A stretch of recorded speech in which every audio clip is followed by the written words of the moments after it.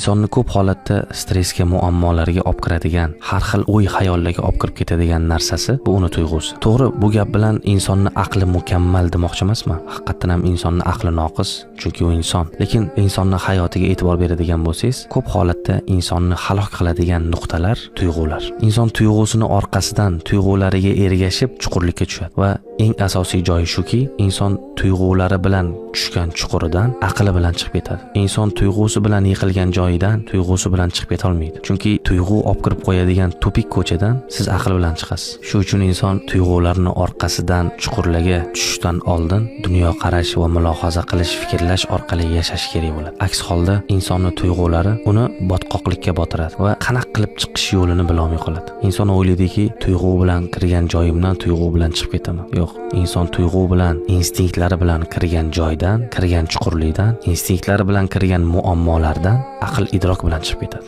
Boshqa bir yo'li yo'q.